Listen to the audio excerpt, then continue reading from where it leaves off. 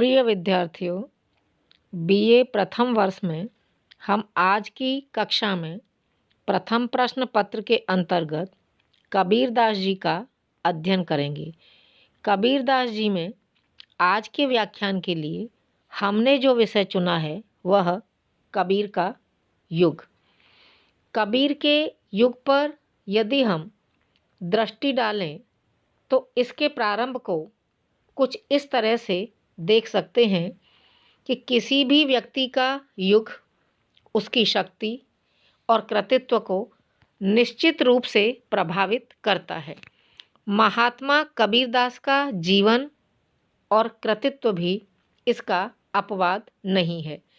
कबीर के युग ने उनके जीवन और रचना संसार को बड़ी गंभीरता से प्रभावित किया है और साथ साथ आंदोलित भी किया है।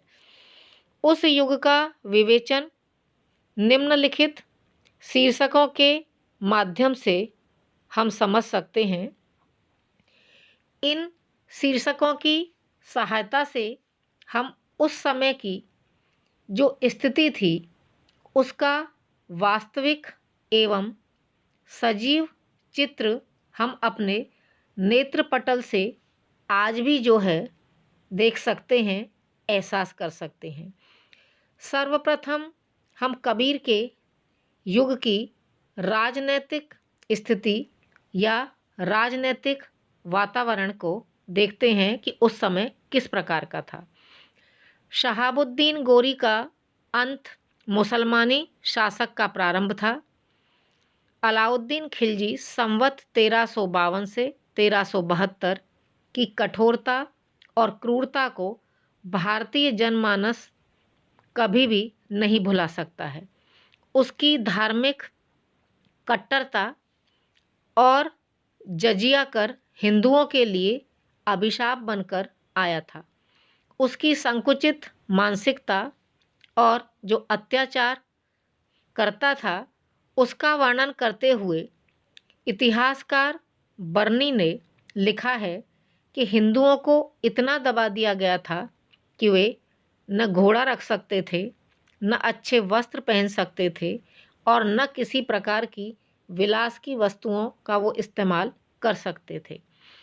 उनके घरों में सोने चांदी का निशान तक न रह गया था। निर्धनता के कारण उनकी बहु बेटियां मुसलमानों के घरों में काम करके आजीविका कमाती थीं। मोहम्मद तुगलक संवत 1325 से 1353 अलाउद्दीन से अलग नहीं था। उसने भी भारतीय जनता को पीड़ित करने में कोई कमी नहीं छोड़ी थी। उसने तांबे के सिक्के का प्रचलन शुरू किया जिससे देश की आर्थिक स्थिति बिगड़ गई। राजधानी दिल्ली से देवगिरी तथा देवगिरी से दिल्ली से भी देश को काफ़ी आर्थिक नुकसान हुआ। संवत 1351 को फिरोज शाह दिल्ली की गद्दी पर आसीन होते हैं।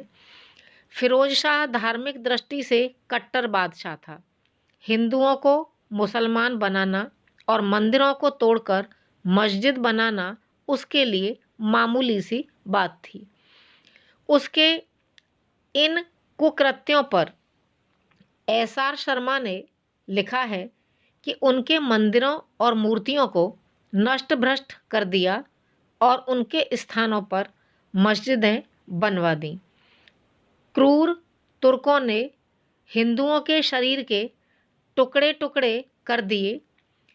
8 वर्ष की अवस्था के ऊपर के सभी पुरुषों का वध करवा दिया गया। अत्याचार और अतिचार का यह तांडव रुकने का नाम नहीं ले रहा था। इसी बीच संवत 1398 में तैमूर लंका भारत में आगमन होता है। उसका आगमन किसी विनाश से कम नहीं था। इतिहास यजद के इस कथन से विनाश के इस प्रतीक की क्रूरता का अंदाजा लगाया जा सकता है। वे लिखते हैं कि पूरे दिल्ली नगर को लूटा गया। जहांपनाह और सिटी के अनेक महल नष्ट कर दिए गए। हिंदुओं के सिर काटकर उनके ऊंचे ऊंचे ढेर बना दिए गए तथा उनके धड़ों को हिंसक पशुओं के लिए छोड़ दिया गया। कबीर के युग के राजनीतिक वातावरण में इसके बाद सिकंदर लोदी का नाम आता है। उसकी क्रूरता और स्वेच्छाचारिता भी अन्य शासकों से कम नहीं थी। उसकी प्रवृत्ति को उजागर करते हुए इतिहास वक्ता टिटस ने लिखा है कि इस्लाम धर्म के प्रचार में उसका उत्साह अधिक था। उसने एक दिन में 1500 हिंदुओं का वध करवाया। उसने मथुरा के सभी मंदिरों को तोड़वा डाला। हिंदुओं को यमुना में नहाने से रोक दिया। इतना ही नहीं, उसने कबीर को भी नहीं बख्शा। लोगों का मत है कि कबीर को भी सिकंदर लोदी का कवि या जन बनना पड़ा था।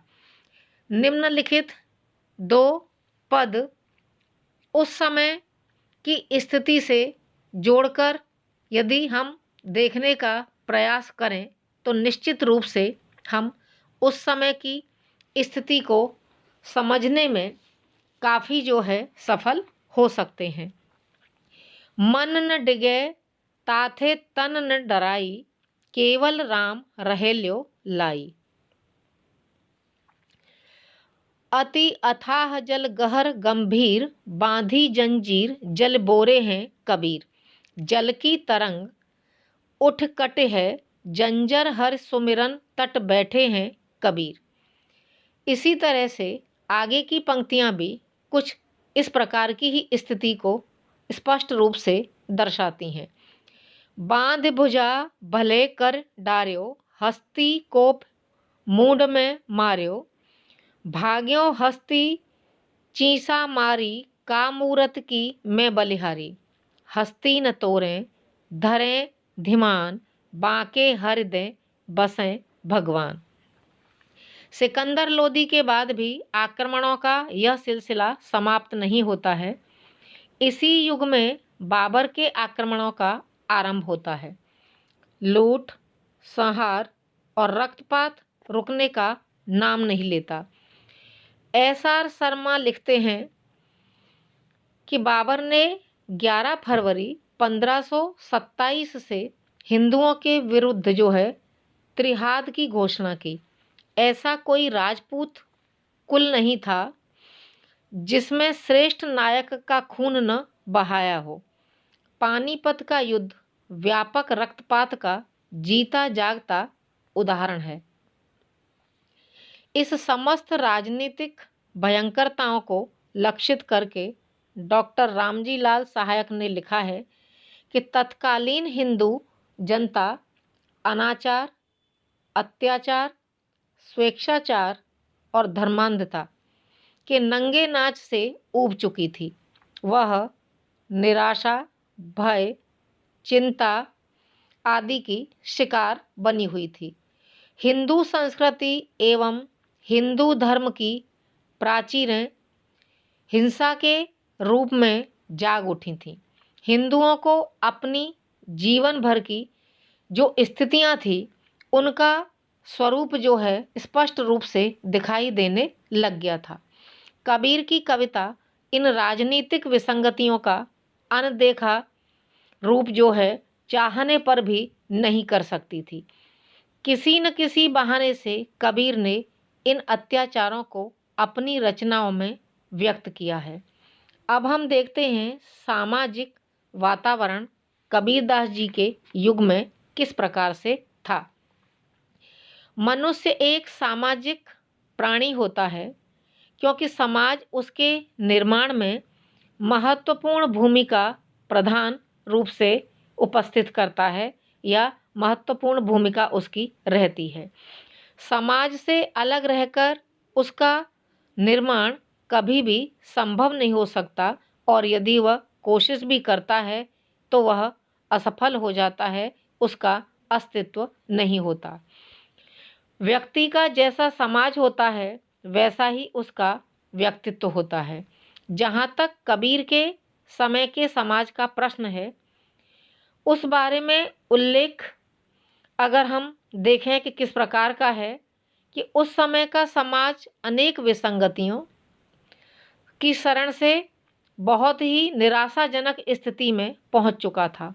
सामान्य रूप से कबीर के सामाजिक वातावरण को दो वर्गों में हम देख सकते हैं। प्रथम है शोषक वर्ग या उच्च वर्ग, दूसरा है शासित वर्ग या निम्न वर्ग। शासक वर्ग के अंतर्गत राजे महाराजे, बादशाह, काजी, अमीर उमराव आदि आते थे। ये समाज के निम्न वर्ग से ऊंचे होते थे। विलासिता और दुराचार इनकी प्रमुख प्रवृत्तियां थीं। लोगों पर अत्याचार करना इनका स्वभाव था। बादशाहों की विलासिता का अनुमान इससे लगाया जा सकता है कि फिरोज शाह बहमनी का अंतःपुर में सभी देशों की हजारों सुंदरियां थीं। कबीर का समय अगर हम देखते हैं तो उस समय जो समाज था उसमें अनेक प्रकार की कुरीतियां जो थीं वो व्याप्त थीं। पर्दे की प्रथा, बहुविवाह, बाल विवाह, दास प्रथा आदि इस युग में एक सामान्य बातें थीं। इस प्रकार से अगर इन स्थितियों पर देख करके और जब इन पर विचार किया तो इन पर प्रकाश डालते हुए पीडी गुप्ता ने लिखा है कि पर्दे का रिवाज जोर पकड़ गया था। स्त्रियों की दशा अधिक शोचनीय थी। बाल विवाह, बहुविवाह यद्यपि ये पुराने रोग थे, इनमें वृद्धि हो गई थी। गुलाम प्रथा का रिवाज अधिक हो गया था। निरंतर वे लोगों में अज्ञान एवं अंधविश्वास का प्रसार व्यापक रूप से बढ़ने लगा था। शोषित वर्ग का जीवन बड़ा कठिन था। उच्च वर्ग की भांति इनका भी जीवन अनेक प्रकार की बुराइयों से युक्त था। देखा जाए तो निम्न वर्ग की विलासिता का सहायक और पोषक था। उस समाज जो था वह लोभ, लालच, मदिरापान, अभिमान, अहंकार, पाखंड, आडंबर आदि से युक्त था। यह भी उल्लेख करना समीचीन प्रतीत होता है कि तत्कालीन सामान्य जन की शिक्षा, चिकित्सा और सुरक्षा का कोई बंदोबस्त नहीं था। शासक वर्ग इनसे पूर्णतः उदासीन था। जो कुछ साधन और सुविधाएं थीं वह सारी उच्च वर्ग के लिए ही प्राप्त थीं। कबीर का युग जातीयता और धार्मिक कट्टरता का युग था। वर्णाश्रम व्यवस्था अपने उत्कर्ष पर थी। चारों तरफ जातीयता और सांप्रदायिकता का बोलबाला था। इस समाज में घनघोर अंधविश्वास व्याप्त था। ज्योतिष, जादू टोना, इसके अतिरिक्त जो है भूत प्रेत आदि पर इनका पक्का विश्वास था। सब मिलकर कबीर के समय का समाज अगर हम देखते हैं तो पतनोन्मुखी समाज था। सारे लोग नैतिक और मानसिक रूप से भ्रष्ट थे। कबीर ने इन सारी विसंगतियों और बुराइयों को बड़ी समीपता से देखा था, उन्हें अनुभव किया था। तभी उन्होंने अपनी रचनाओं में इनका उल्लेख किया है। कलयुग के स्वामी को लोभी बताते हुए उन्होंने लिखा है, कलिका स्वामी लोभिया मनसा धरी बधाए, राजद्वारा यूं फिरे ज्यों हरिहाई गाय। कुछ पंक्तियां उन्होंने इस प्रकार से भी प्रस्तुत की हैं जो कि उस युग की सामाजिक विसंगति, सामाजिक आडंबर, ऊंची जातीयता तथा धार्मिकता विषमता का उल्लेख जो है इनमें मिलता है और कबीर के द्वारा इनका निषेध किस प्रकार से हुआ है ये पंक्तियां यहाँ पर स्पष्ट करती हैं। जिन कलियां माह पठावा, कुदरत खोज तिन्हें नहीं पावा, कर्म करीम भय करतूता, वेद कुरान भय दो रीता, कतम सुनित्य और जनेऊ, हिंदू तुरकन जाने भेऊ, मन मुसले की जुगत न जाने, भत भूले द्वय दीन बयाने, पानी पावन संयोग कर किया है उत्पात, सुन में शब्द समाएगा तब कासिन कहिए जात। कबीर ने ऊपर वर्णित अनेक प्रकार की सामाजिक बुराइयों को मिटाने का जो था वो भरसक प्रयास भी किया था। अब हम देखते हैं सांस्कृतिक वातावरण। सांस्कृतिक वातावरण के अंतर्गत हम धार्मिक और साहित्यिक परिवेश पर भी चर्चा करेंगे।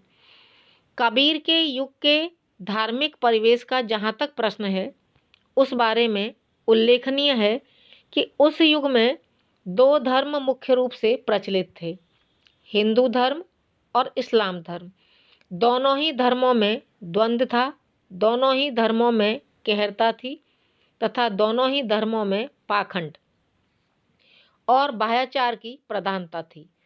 सब मिलाकर यदि कहा जा सकता है कि वह युग धार्मिक दृष्टि से भी हसनोन्मुखता का युग था।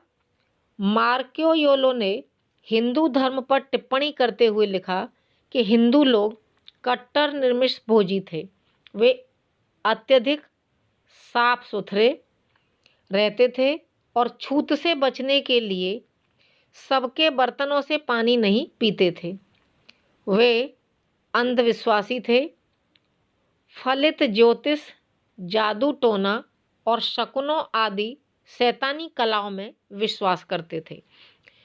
बाह्याचारों और बाह्य आडंबरों ने हिंदू और मुस्लिम धर्म को, जैन धर्म, बौद्ध धर्म को निब्रो विकृत कर दिया था। इनके अनुयायी धर्म के असली स्वरूप से दूर हो गए थे। वे जीव हिंसा, बाल, मदिरापान, तीर्थ, व्रत, रोजा, नमाज, सुमति, मंदिर, मस्जिद, बांग, अजान के चक्कर में पड़ गए थे। यह पद द्रष्टव्य है जिसमें कबीर ने धार्मिक पाखंडों की कर्थता व्यक्त की है। वे कहते हैं, जोर करे मस्कीन सतावे, गुन ही रहे छिपाए। क्या तू जू जप मंजन किए, क्या मसीत सिर नाए, रोजा करें निमाज गुजारें, क्या हज काबे जाएं, ब्राह्मण 11 करें 24, काजी महरम जान, 11 मास जुदे क्यों किए, एक ही माह समान, जोर खुदाई मसीत बसत है और मुलक किस केर, तीरथ मूरत राम निवासा, यहूँ में बिनहूँ नहेरा, पूरब दिशा हरिका वासा, पश्चिम अलह मुकामो, दिल ही खोज दिल ही भीतर, यहाँ राम रहीमान, यहाँ राम रहीमाना। कबीर के समय के धार्मिक स्थिति को यदि हम विचार करते हैं और देखते हैं तो उस समय की स्थिति को रामजी लाल सहायक ने लिखा है कि कबीर के समय में धार्मिक परिस्थितियां विचित्र हो गई थीं। सभी मतांतरों में, संप्रदायों में चारों तरफ से पाखंड का समावेश था। उन्हीं पाखंड और आडंबरों में सब उलझे हुए थे। इन्हीं आडंबरों के आधार पर परस्पर की कलह और फूट ने घर कर लिया था। सच्ची साधना का लोप हो चुका था। इस तरह से इन सारी स्थितियों को देख करके कबीर का मन जो था वो अत्यधिक दुख से भर गया था। जहाँ तक कबीर के युग की साहित्यिक परिस्थितियों का प्रश्न है, इस बारे में हम जो है यह सोच सकते हैं कि इस युग की भाषा सामान्य थी। यद्यपि लोक भाषा मैथिली, ब्रज, अवधी सभी में रचनाएं हो रही थी। बादशाहों की रुचि और प्रयास से उर्दू फारसी का भी बोलबाला हो गया था। फारसी दरबारों की भाषा थी, लोक भाषा संतों और भक्तों की भाषा थी। फिर भी यह कहा जा सकता है कि उच्चारणों का जो रूप था वह आचार्यों द्वारा हो रहा था और वह संस्कृत भाषा में उर्दू फारसी राजकीय भाषा होने के राज्य अनेक श्रेष्ठ मूर्तियों का अनुवाद कार्य भी हो रहा था। फिरोज शाह जैसे धर्मकहर बादशाह ने भी संस्कृत की अनेक कृतियों का फारसी में अनुवाद करवाया था। कबीर का साहित्यिक ज्ञान अपने ढंग का था, यद्यपि उन्होंने घोषणा कर दी थी कि विधान पढ़ूं वाद नहीं जानूं, फिर भी उन्होंने धार्मिक साहित्य का संपूर्ण ज्ञान अपने अंदर समाहित रखा था। इस ज्ञान के बावजूद उस साहित्य के प्रति उनकी कोई आस्था नहीं थी तथा वर्णाश्रम व्यवस्था की अनुमोदित करता था, जाति व्यवस्था का पक्षधर था, पाखंडों और अवतारों की व्याख्या करता था और तथाकथित अभिजात वर्ग से संबद्ध था।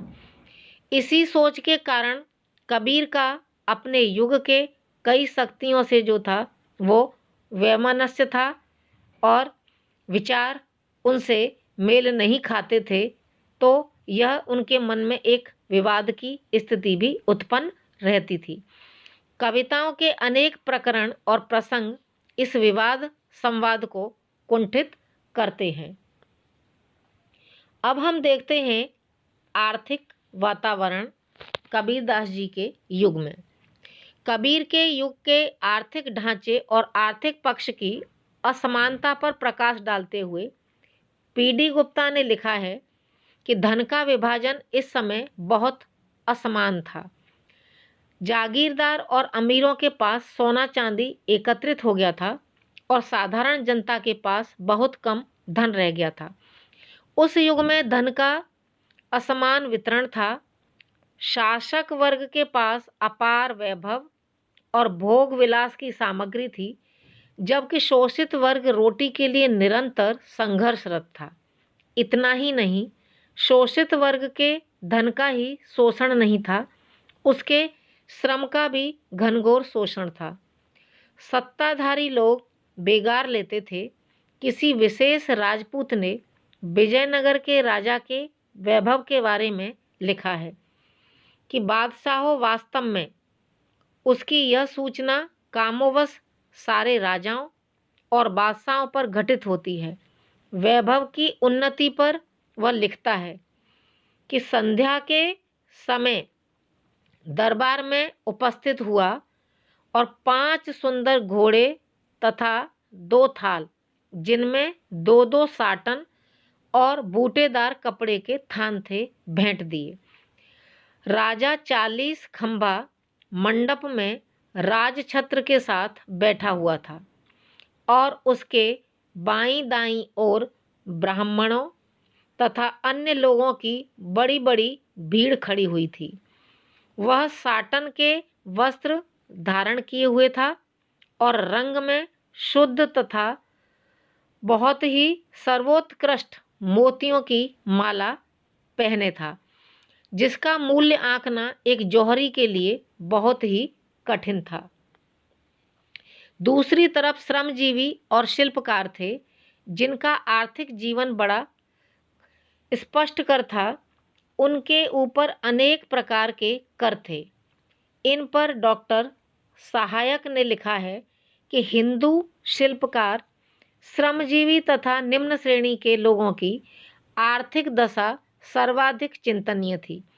विविध भांति के करों का भार इनके ही ऊपर था।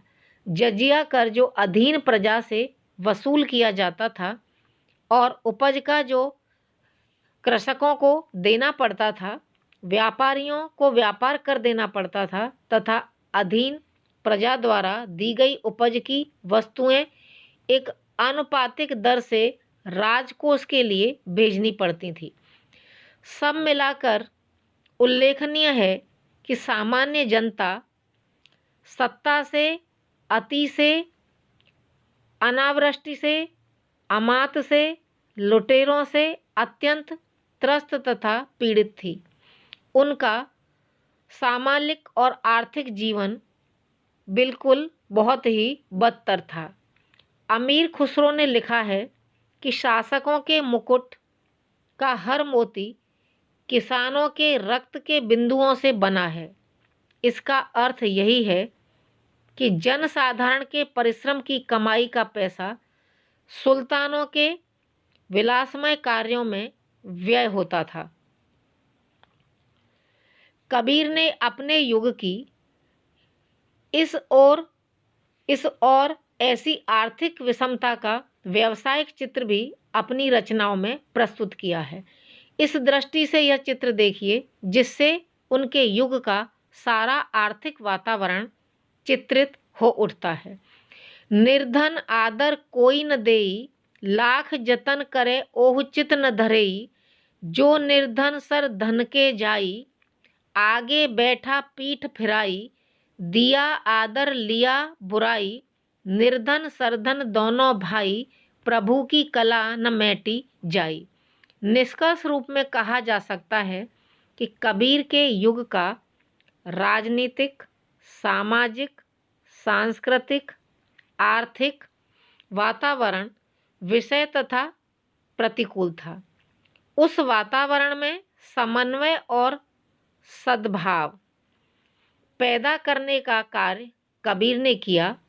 वास्तव में कबीर अपने युग के सच्चे समन्वयवादी, मानवतावादी संत थे।